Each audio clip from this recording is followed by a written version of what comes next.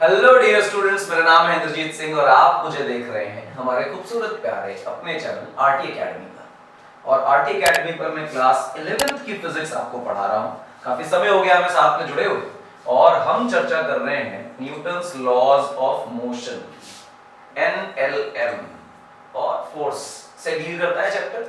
आज का एजेंडा हमारा जो है वो प्रॉब्लम्स ऑन इक्विलिब्रियम से। तो ये इक्विलिब्रियम क्या होता है? इक्विलिब्रियम का मतलब होता है नेट फोर्स जीरो होना। किसी पार्टिकल पर लगने वाली नेट फोर्स जीरो है, यानी सारी फोर्सेस का रिजल्टेंट जीरो है, सम जीरो, यानी फोर्सेस बैलेंस्ड है। ऐसी कंडीशन जब दिखाई देगी तो हम कहेंगे कि बॉडी इक्विलिब्रियम में है। ट्रांसलेशनल इक्विलिब्रियम इसको बोलेंगे। रोटेशन जब आएगा तो डिटेल में इस चीज को सीखेंगे किस किस तरह का इक्विलिब्रियम होता है। फिलहाल जब भी इक्विलिब्रियम बोला जाए तो नेट फोर्स जीरो दिमाग में जरूर आनी चाहिए। और यहां पे कहा जाता है कि जो स्टेट ऑफ रेस्ट और मोशन है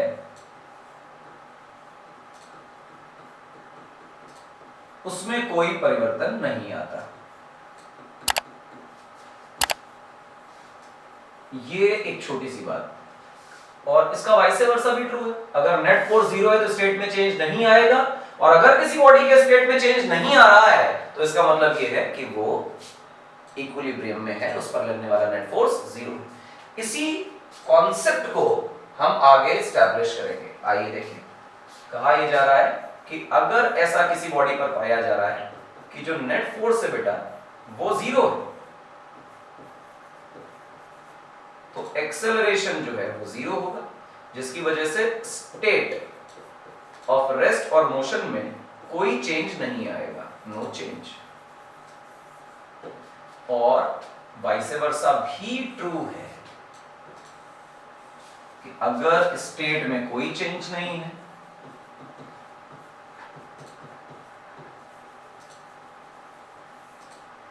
तो हम कहेंगे कि एक्सेलरेशन जीरो है।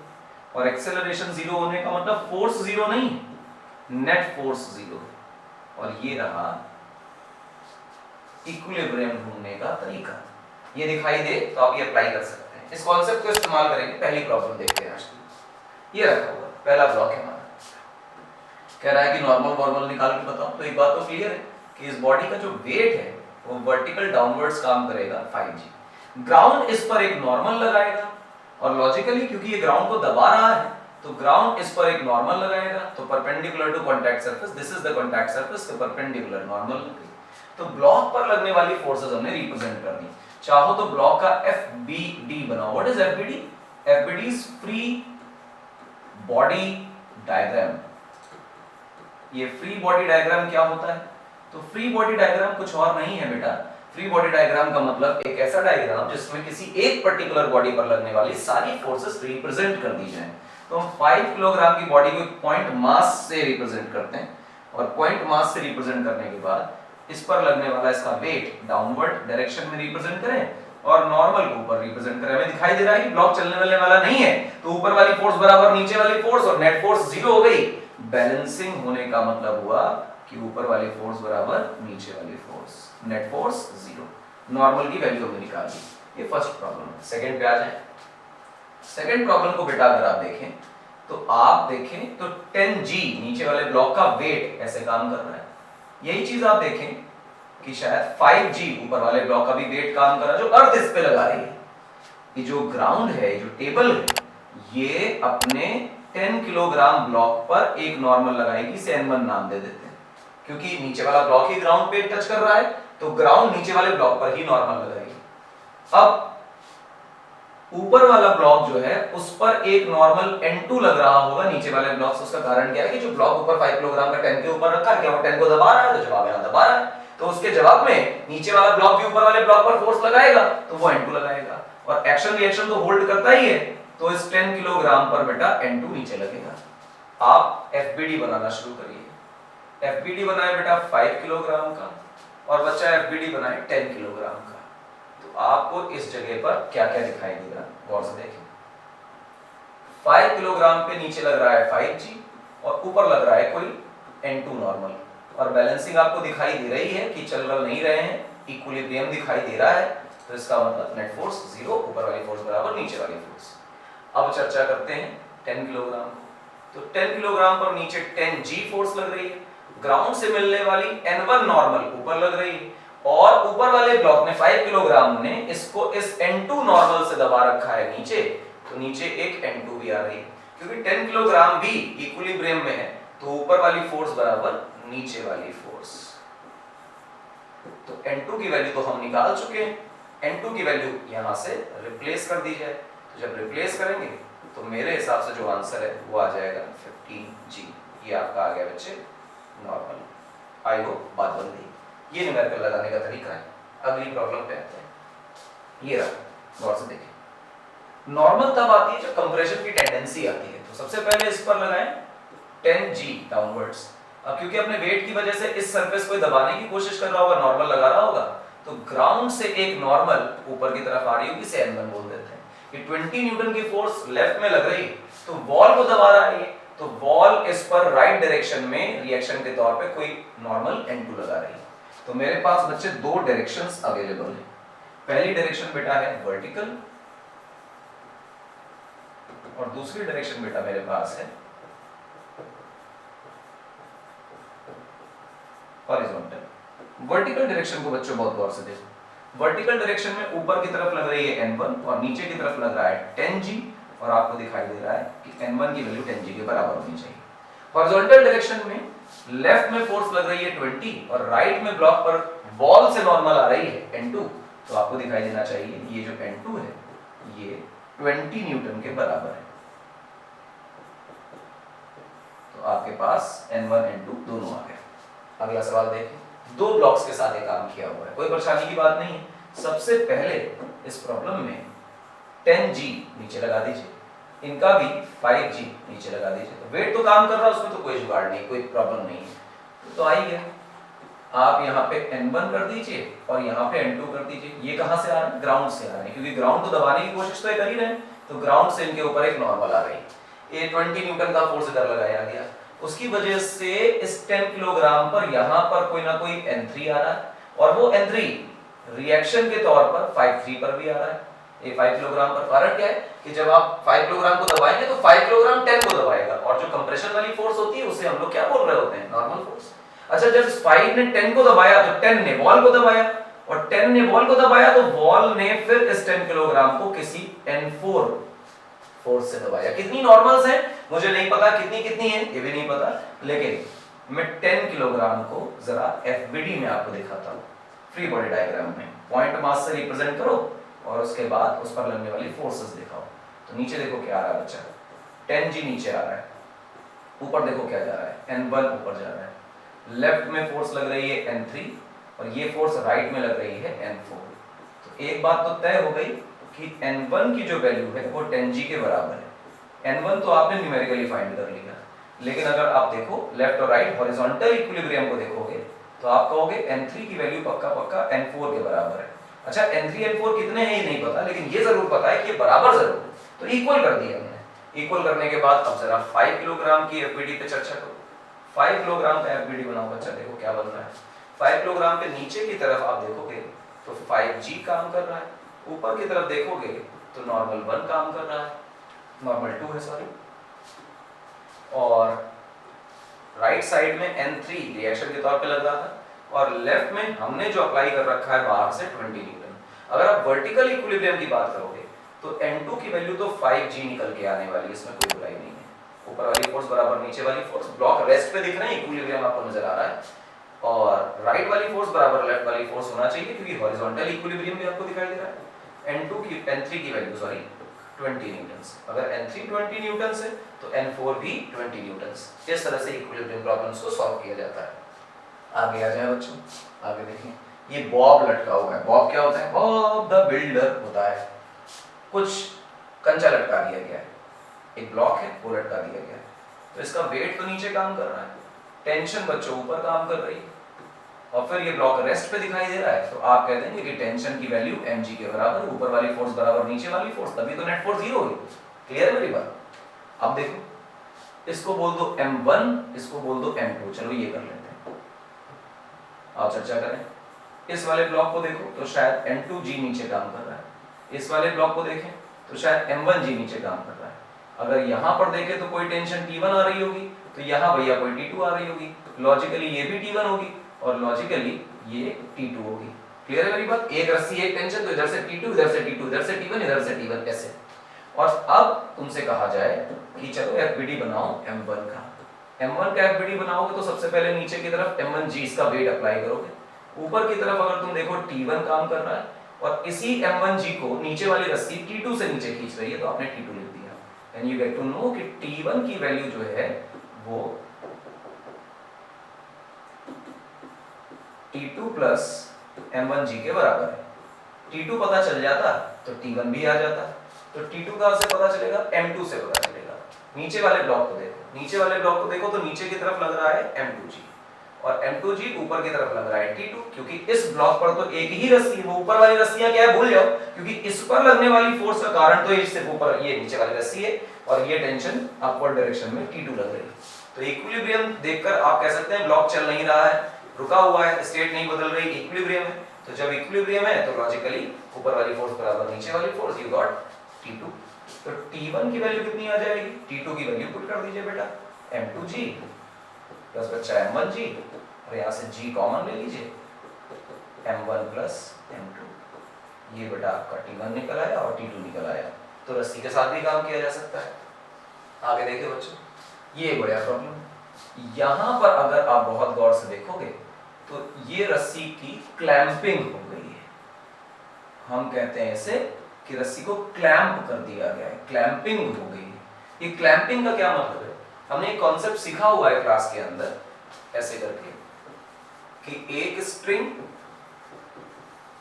और उसके बाद ऐसे कहते थे कि शायद एक टेंशन। एक स्ट्रिंग हो तो एक ही टेंशन होनी चाहिए, एक से ज्यादा टेंशन नहीं होनी चाहिए। लेकिन ये तब सत्य होता था जब क्लैंपिंग ना हो, रस्सी को बीच से तोड़ा मरोड़ा ना हो, पकड़ा ना हो। जब तुम यहाँ पर हॉरिजॉन्टल डायरेक्शन में देखो, मैं लिख भी देता हूँ कि क्वेश्चन में ये हॉरिजॉन्टल डायरेक्शन है, यहाँ पर तुमने कोई फोर्स लगा दी तो इस जगह से रस्सी को पकड़ लिया और पकड़ लिया तो क्लैंपिंग हो गई। तो ये रस्सी दो हिस्सों में टूट गई, एक ऊपर का पार्ट एक नीचे का पार्ट। तो इन दोनों हिस्सों में टेंशन अलग अलग होगी। अगर इसको क्लैंपिंग ना की जाती तो फिर हम कहते हैं कि टेंशन पूरी रस्सी में एक ही रहेगी। फिलहाल आप देखें बहुत गौर से, मैं यहाँ पे टेंशन T1 और यहाँ भी टेंशन T1, यहाँ टेंशन T2 और यहाँ भी टेंशन T2 मार्क कर लेता हूँ, क्लैंपिंग की जगह से अलग कर लिया गया। अब देखें, एक वर्टिकल लाइन ड्रॉ करें, एक हॉरिजॉन्टल लाइन ड्रॉ करें, तो आपको ऐसा लगेगा कि आपने इस टेंशन के जो T2 लग रहा है बच्चों ऊपर की तरफ, ये T2, इस T2 के दो कंपोनेंट ये 45 है तो बच्चा ये भी 45 है। तो फिर आपको लगा कि ये जो कंपोनेंट है ये T2 cos 45 है और यहाँ जो कंपोनेंट आ रहा है ये T2 sin 45 रहा होगा। और जब आप ये कर लेते हैं कि कंपोनेंट कर लिया हमने, तो कंपोनेंट करने के बाद जो नेट वेक्टर होता है इसको रिमूव कर देते हैं और हमें इसे पढ़ने की जरूरत नहीं पड़ती। जब भी कभी आप वेक्टर पढ़ रहे हैं तो वेक्टर पढ़ रहे हैं और कंपोनेंट पढ़ रहे हैं तो नेट वेक्टर नहीं पढ़ रहे हैं, ऐसा कुछ केस रहता है। इक्विलिब्रियम दिखाई दे रहा है? हाँ दे रहा है। तो ऊपर वाली फोर्स बराबर नीचे वाली फोर्स और राइट वाली फोर्स बराबर लेफ्ट वाली फोर्स। तो फिर आप क्या करने वाले हैं?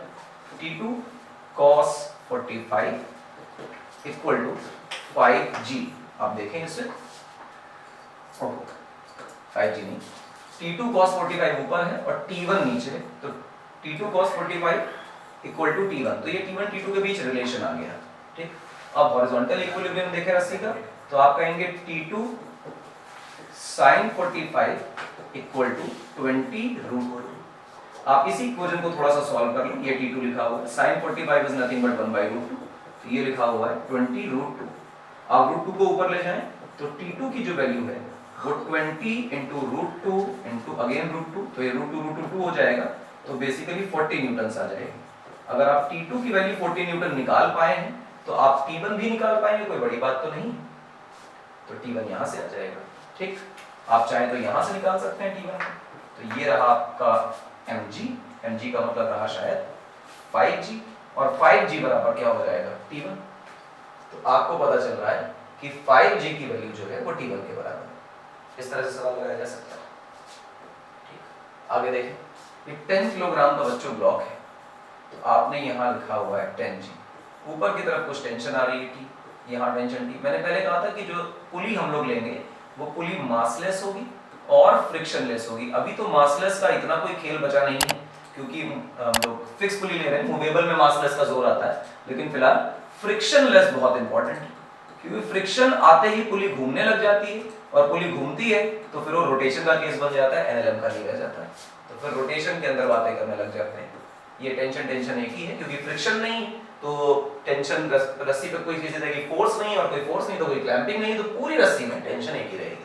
फिलहाल आपको दिखाई दे रहा है कि नीचे की तरफ टेन जी लग रहा है, ऊपर की तरफ टेंशन लग रहा है, ब्लॉक इक्विलिब्रियम में है, तो ये दोनों फोर्सेस आपस में बराबर है, काम खत्म। अब देखें, अगर पुली को बहुत गौर से देखोगे तो पुली को ऊपर की तरफ कुछ टी प्राइम बीच वाली रस्सी खींच रही है और यहाँ से टी और यहाँ से टी, और पुली रुकी हुई है। रुकी है तो मतलब ये कि ऊपर वाली टेंशन बराबर नीचे वाली टेंशन, तो पुली पर लगने वाली टेंशन जो है वो 2t के बराबर है, और ये जिसे मैं टी प्राइम बोल रहा हूँ। ठीक, अगला सवाल देखिए, नेक्स्ट क्वेश्चन ये रहा। इसमें भी थोड़ी बहुत बातें हैं, जैसे वेट देखो इसका कहाँ काम करेगा, वर्टिकल डाउनवर्ड्स। इस वेट के फिर दो कंपोनेंट करने होते थे अगर याद करो, एक होगा परपेंडिकुलर टू इंक्लाइन और एक होगा अलोंग द इंक्लाइन। ये दो ही कंपोनेंट्स हम बार बार करते हैं और ये इंपॉर्टेंट भी है, डायरेक्शन से याद रखना। ये 37 है तो बेटा ये भी 37, तो यहाँ पर आएगा mg cos 37, cos 37 की वैल्यू 4/5 होती है, तो दिस इज 4/5 टाइम्स mg, और यहाँ पर आएगा mg sin 37, sin 37 की वैल्यू 3/5 होती है, तो 3/5 टाइम्स mg। ऊपर की तरफ बेटा अगर आप देखोगे तो नॉर्मल आने वाला है, और यहाँ देखोगे तो टेंशन आने वाली, और फिर आप पाओगे कि जो नॉर्मल है बेटा वो पक्का 4/5, m की वैल्यू मैंने 20 दे रखी है और g की वैल्यू 10 ली हुई है, तो चाहो तो इसको काट दो तो ये 2 आ जाएगा, और 4 2 8 into 20, तो बेसिकली 160 न्यूटन का नॉर्मल आ रहा है। तो नॉर्मल रिएक्शन की फोर्स 160 न्यूटन आ रही है। इसके बाद टेंशन निकालने की कोशिश करो तो तुम्हें दिख रहा होगा कि अगर अलोंग द इंक्लाइन, अगर तुम सोचो अलोंग द इंक्लाइन टेंशन ऊपर है और 3/5 mg नीचे है, इसको 2 से मल्टीप्लाई करो तो 6 into 20 है, ये आंसर 120 न्यूटन। तो टेंशन की वैल्यू जो है वो 120 न्यूटन आ रही है। ठीक, इस तरह से कंपोनेंट करके सॉल्व कर सकते हैं। आगे देखिए अगला सवाल, इस तरह से कोई चीज दी हुई है, ये स्फेरिकल काइंड ऑफ बॉडी है, ये इंपॉर्टेंट है, सर्कल नहीं है, ये स्फीयर है।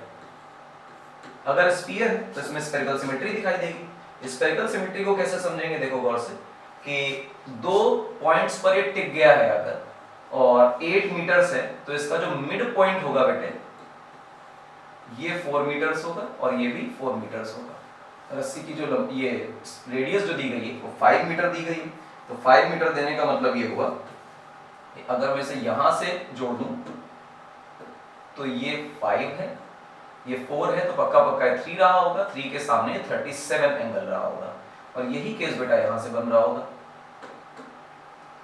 यहां से बना देते हैं ऐसे, और ये 37 का एंगल यहां से भी बन रहा है। इंपॉर्टेंट बात ये है कि अगर आप इस जगह पे कोई टेंजेंट ड्रॉ करें जहां पॉइंट ऑफ कांटेक्ट है, ये पॉइंट ऑफ कांटेक्ट, और इस पर अगर कोई टेंजेंट ड्रॉ करें तो टेंजेंट पर पड़ने वाला जो परपेंडिकुलर होता है वो हमारा नॉर्मल होता है, नॉर्मल की दिशा यही होगी, और यहाँ भी वही बात है। तो जब भी कभी स्फेरिकल बॉडी में नॉर्मल ड्रॉ करने की बात आएगी तो नॉर्मल ऐसे पड़ेगा कि पहले टेंजेंट बनाओ और टेंजेंट पे परपेंडिकुलर बनाओ, और टेंजेंट पे परपेंडिकुलर बनाने का मतलब मैथ सिखाती है कि वो रेडियस होना चाहिए। क्लियर है मेरी बात? तो ये रेडियस है, तो जब भी कभी स्फेरिकल बॉडी पे परपेंडिकुलर बनाना हो, जिस पॉइंट पे कांटेक्ट है, यहाँ पर कोई नॉर्मल आ रही तो रेडियल डायरेक्शन में आएगी, ये इंपॉर्टेंट बात है। तो रेडियल डायरेक्शन के लिए नॉर्मल के लिए क्या करें, कुछ ना करें, यहाँ से नॉर्मल को आगे बढ़ा लें ऐसे, और यहाँ से भी नॉर्मल को आगे बढ़ा लें ऐसे। ठीक, अब मैं इसी डायग्राम को अलग बना लेता हूँ। यहाँ पर देखिए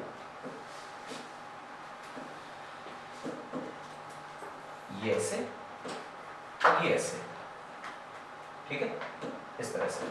एंगल्स को बहुत गौर से देख लो फिर से दोबारा, ताकि अच्छा लगे देखकर। ये हॉरिजॉन्टल लाइन मैंने ड्रॉ करी, ये 37 है तो फिर ये भी 37 है, करस्पॉन्डिंग एंगल है। ये 37 तो बेटा ये भी 37 है, अगेन करस्पॉन्डिंग एंगल है। तो आप चुपचाप से ये 37 और ये भी 37। यहाँ पे नॉर्मल N1 आ रही है, यहाँ पे नॉर्मल N2 आ रही है। ब्लॉक का वेट नीचे mg काम कर रहा है, 5 किलोग्राम का दिया, उससे फर्क नहीं पड़ता है, वैल्यू पुट करनी, आंसर निकालना, वो कोई बिग डील नहीं। लेकिन इस नॉर्मल के कंपोनेंट कर लीजिए, तो यहाँ पर बेटे आपके आएगा N2 cos 37 और ऊपर की तरफ आएगा N2 sin 37। यही चीज बेटा यहाँ आएगी N1 cos 37 और ऊपर की तरफ अगर आप देखेंगे तो आएगी N1 sin 37। हॉरिजॉन्टल इक्विलिब्रियम कर लीजिए, वर्टिकल इक्विलिब्रियम कर लीजिए। सबसे पहले हॉरिजॉन्टल इक्विलिब्रियम की इक्वेशंस लिखने की कोशिश करो। देखो हॉरिजॉन्टल इक्विलिब्रियम लिखोगे तो तुम लिखोगे normal 1 cos 37 equal to normal 2 cos 37। cos 37 identical है, कट गए, तो n1 की वैल्यू n2 के बराबर आ गई। यानी कि हम ऐसा कह सकते हैं कि दोनों नॉर्मल्स जो हैं वो सिमेट्री की वजह से बराबर है, और सिमेट्री केस ना होता तो नॉर्मल बराबर नहीं भी होते। लेकिन अब वर्टिकल इक्विलिब्रियम देखें तो यहाँ पर बेटा आपके लिए वर्टिकल इक्विलिब्रियम का केस लिखते हैं। ऊपर n2 sin 37 और n1 sin 37। अब n2 n1 हमें बराबर दिख चुकी हैं, तो चाहे n1 n1 में लिख लो और चाहे n2 n2 में लिख लो। तो मैं इसको ऐसे लिख लेता हूँ 2 times n1 sin 37 और सामने mg है, m की वैल्यू 5 है, तो मैं यहाँ पे इसको 5g लिख देता हूँ। अब 2 ऐसे ही रहा, नॉर्मल 1 की वैल्यू नॉर्मल 1 है, sin 37 जो होता है बेटा वो 3/5 होता है, that is equal to 5g। और अब इसको देखें तो नॉर्मल 1 की जो वैल्यू आएगी वो 25g/6 आएगी। g की वैल्यू 10 मीटर पर सेकंड स्क्वायर डाल दें तो यहाँ से हमारा आंसर आ जाएगा। n1 भी इतना ही है, और अगर n1 इतना है तो फिर लॉजिकली n2 भी इतना ही है। तो ये n1 n2 निकालने का सवाल हो गया। अगला देखें बेटा, ये सवाल भी अच्छा है। इस सवाल में बहुत गौर से देखोगे तो तुम्हें दिखाई देगा कि 5g वेट नीचे काम कर रहा है। दो अलग अलग रस्सियां दी गई हैं, तो एक में T1 टेंशन और एक में T2 टेंशन मान लीजिए। उसके बाद वर्टिकल लाइन बनाइए और हॉरिजॉन्टल लाइन बनाइए for the reference of angles only, इस तरह से। और फिर ये 45 एंगल है, तो लॉजिकली ये भी 45 एंगल है क्योंकि वर्टिकल से एंगल दिया हुआ है। तो T1 के दो कंपोनेंट कर लीजिए, T1 cos 45 और यहाँ देखोगे तो पाओगे कि T1 sin 45, इस तरह से। और फिर T2 के कंपोनेंट करो, ये 53 एंगल है बेटा, तो लॉजिकली ये भी 53 एंगल है। उसका कारण क्या है कि ये अल्टरनेट एंगल दिखाई दे रहा है। T2 के कंपोनेंट करो तो ये आएगा T2 cos 53 और नीचे की तरफ आएगा बेटा T2 sin 53। अब क्योंकि सिमेट्री नहीं है इसलिए T1 T2 बराबर भी नहीं मिलेंगे। वर्टिकल और हॉरिजॉन्टल इक्विलिब्रियम की बातें कर लें। मैं पहले हॉरिजॉन्टल इक्विलिब्रियम की बातें कर रहा हूं क्योंकि आसान है। तो ये दिखाई दे रहा है T1 sin 45 1/√2 equal to T2 sin 53। sin 53 का मतलब होता है 4/5, तो ये हो गया। तो T1 और T2 के बीच एक रिलेशन आ गया। इसके बाद आता है वर्टिकल इक्विलिब्रियम। वर्टिकल इक्विलिब्रियम, दो तरह की वर्टिकल फोर्सेस काम कर रही हैं बॉडी पर, अगर बहुत गौर से देखो तो एक तो ये T1 का कंपोनेंट है और एक T2 का कंपोनेंट है। cos 45 और cos 53 वाले कंपोनेंट्स काम कर रहे हैं। चलो करते हैं, लेकिन T1 cos 55 यानी 1/√2 प्लस T2 cos 53, तो T2 तो बेटा T2 रहा और cos 53 की वैल्यू होती है 3/5, दैट इज इक्वल टू, अब जो ऊपर वाली फोर्सेस हैं वो नीचे वाले के बराबर होनी चाहिए, तो हम इसको लिख सकते हैं बेटा 5g के बराबर। तो हमने 5g लिख लिया। T1/√2 की वैल्यू हमने लिख रखी है, वो है 4/5 T2 plus 3/5 T2 equal to 5g। अगर आप देखेंगे इनमें से 1/5 T2 कॉमन ले ले तो 4 + 3 बचने वाला है, that is 7/5 T2 equal to 5g। तो मैं यहाँ से अगर T2 निकालने जाऊं तो T2 की वैल्यू आएगी बेटा 25g/7। ये हमारे पास T2 आ गया, और जब हमारे पास T2 आ गया तो T1 भी आ गया। T1 को अब यहाँ से देख लो इस इक्वेशन से, T1 की वैल्यू आ रही है T2 की जगह कितना है 25/7 इंटू g, और उसके बाद ये T2 हो गया, T2 के बाद 4/5 ऐसे लिख लेते हैं इंटू ये √2 को ऊपर ले जाओ तो √2 ऊपर जाकर के ये T1 की वैल्यू बन गई। इसको काट दो तो 5 बचेगा, तो 20√2/7 इंटू g, ये T1 की वैल्यू है। तो different values for different string tensions हमें मिल गई। तो वर्टिकल डायरेक्शन में, हॉरिजॉन्टल डायरेक्शन में फोर्सेस को रिजॉल्व कर लीजिए। उसके बाद हॉरिजॉन्टल इक्विलिब्रियम, लेफ्ट वाली फोर्स बराबर राइट वाली फोर्स, और वर्टिकल इक्विलिब्रियम, ऊपर वाली फोर्स बराबर नीचे वाली फोर्स। ये कॉन्सेप्ट रिपीटेडली इस्तेमाल करिए, जितनी भी प्रॉब्लम्स इसमें बनेंगी वो सारी हो जाएंगी। चाहे तो एक सवाल और कर लें, ये सवाल करें, ये अच्छा है। ये जो क्वेश्चन दिखाई दे रहा है आसान सा सवाल है, कह रहा है कि m मास कितने वेट का लटका दें कि सिस्टम रेस्ट पे रहे। इसका मतलब एम ये है कि सिस्टम को हमें रेस्ट पर रखना है, यानी प्रोवाइडेड है कि सिस्टम रेस्ट पे यानी इक्विलिब्रियम, और अगर इक्विलिब्रियम है तो फिर वही कहानी है कि सारी फोर्सेस लिखें, रिजॉल्व करें और फिर देखें। यहाँ पर आ रहा है बेटा 10G नीचे, इतनी तो आदत ही पड़ गई है करने की। यहाँ पर एक परपेंडिकुलर टू इंक्लाइन और एक अलोंग द इंक्लाइन, दो तरह की फोर्सेस हैं। यहाँ पर आएगा 10G cos 37 और यहाँ पर आएगा बेटा 10G और फिर आएगा sin 37। ये रही आपकी टेंशन, यहाँ रहा बेटा mg और यहाँ रहा फिर से टेंशन। तो अगर इसे इक्विलिब्रियम में रखना है तो मेरे हिसाब से ये जो mg की वैल्यू है वो टेंशन के बराबर होनी चाहिए, और अलोंग द इंक्लाइन अगर इसे मूव नहीं करना है तो downward force equal to upward force होनी चाहिए, यानी वही टेंशन की वैल्यू जो है वो 10G sin 37 के आसपास होनी चाहिए। तो इन दो इक्वेशंस, दो इक्विलिब्रियम इक्वेशंस को आपस में सॉल्व कर लो, लेफ्ट में टेंशन राइट में टेंशन, तो ये और ये आपस में बराबर होने चाहिए। तो हम इसको लिख लेते हैं mg equal to 10G sin 37। आप देखें g से g कैंसिल हो गया, m की वैल्यू ये रही, 10 ऐसे रहा, sin 37 इज 3/5, इससे इसको काटिए तो 2 आया, तो मेरे हिसाब से आंसर आया 6 किलोग्राम्स। इतना वेट लटका देंगे तो किसी कीमत पे ये ब्लॉक नीचे जाने वाला नहीं है, सिस्टम इक्विलिब्रियम में रहेगा और चलेगा नहीं। इंपॉर्टेंट है, एक सवाल ये देख लीजिए। एक आदमी है, वो किसी प्लैंक पर लटका हुआ है, उस प्लैंक को दो रस्सियों से बांधा हुआ है, ऊपर का जो सपोर्ट है वो रिजिड है, ये प्लैंक खुद पूरा नीचे जा सकता है, ये आदमी भी नीचे जा सकता है और कंटिन्यूअसली ये काम हो सकता है। ठीक, ये दो रस्सियों को पकड़ कर रख रहा है और इन रस्सियों को पकड़कर इन्हें नीचे की तरफ खींच रहा है, जिससे ये प्लैंक ऊपर जा रहा है। एनी हाउ इसे अपने मसल से इतनी ताकत लगानी, इतनी फोर्स अप्लाई करनी है कि ना तो ये प्लैंक इसकी ताकत से ऊपर चला है और ना ही अपने वेट की वजह से प्लैंक नीचे आ जाए। तो कितनी फोर्स इसे लगानी है, रस्सियों में क्या टेंशन हो जाए कि बात बन जाए और सिस्टम रेस्ट पे रहे। रेस्ट पे रहने का क्या मतलब है, देखिए इस पर लगा mg और इस पर लगा छोटा mg, तो यानी दो तरह की फोर्सेस mg प्लस mg, ये दो तरह की फोर्सेस हैं जो पूरे सिस्टम को नीचे लाना चाहती हैं। अगर इसने यहाँ पर टेंशन और यहाँ पर टेंशन अप्लाई करी तो फिर बेटा यहाँ पर टेंशन और यहाँ पर टेंशन भी अप्लाई हो जाएगी, रस्सी एक ही है तो टेंशन भी एक ही होगी, और सिमेट्री से फोर्स लगा रहा है तो लॉजिकली टेंशन बराबर आने वाली। तो आपको दिखाई दे रहा है कि इन दो लोगों के सिस्टम में, ब्लॉक और मैन और प्लैंक के सिस्टम में नीचे की तरफ दो फोर्स लग रही हैं, one is mg other is capital mg, और ऊपर की तरफ चार फोर्सेस लग रही हैं जो चारों टेंशन है। तो टेंशन की वैल्यू जो हो जाएगी बेटा वो हो जाएगी m plus capital M into g divided by 4। इतनी टेंशन होनी चाहिए स्ट्रिंग में, ठीक। लेकिन इसने फोर्स कितनी लगाई है, टेंशन के बराबर या 2 टेंशन के बराबर? तो आप देखिए दोनों हाथों से फोर्स लगा रहा है, तो आंसर इसका 2 टेंशन, क्योंकि इसमें पूछा गया है find the force exerted by man. अगर वो पूछता है स्ट्रिंग में कितनी टेंशन है, तो स्ट्रिंग की टेंशन बेटा ये है जो बोर्ड पे आपके सामने लिखी हुई है, टेंशन इन स्ट्रिंग में से लिख देता हूं, टेंशन इन स्ट्रिंग ये लिख दिया। और अगर मैं पूछूं कि फोर्स एक्सर्टेड बाय मैन क्या होगी,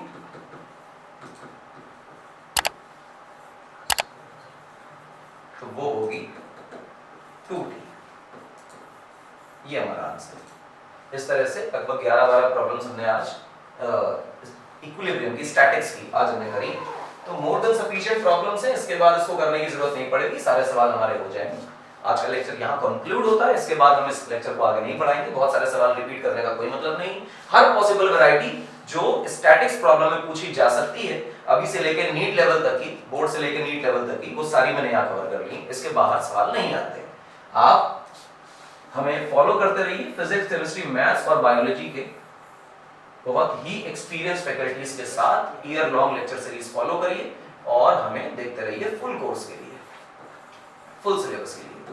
मेरा नाम इंद्रजीत सिंह है, IIT कानपुर से MSc किया है। आपको फिजिक्स पढ़ाने आए RT एकेडमी पर, नहीं किया है शेयर तो भैया शेयर करो और साथ में सब्सक्राइब करो ताकि जितने टूटे फूटे कॉन्सेप्ट्स हैं वो हर दिन आपके करेक्ट होते रहें। मिलेंगे अगले लेक्चर में और हम करेंगे डायनेमिक्स के प्रॉब्लम्स, यानी कि जब किसी पार्टिकल पर फोर्स लगेगी और पार्टिकल का स्टेट ऑफ रेस्ट या स्टेट ऑफ मोशन किसी फ्रेम ऑफ रेफरेंस के रिस्पेक्ट में बदल रहा होगा, एक्सेलरेशन आ रहा होगा, तो वो एक्सेलरेशन वाली प्रॉब्लम्स जो हैं जिन्हें हम डायनेमिक्स प्रॉब्लम्स कहते हैं वो हम लोग अगले लेक्चर में देखेंगे। और तब तक के लिए धन्यवाद।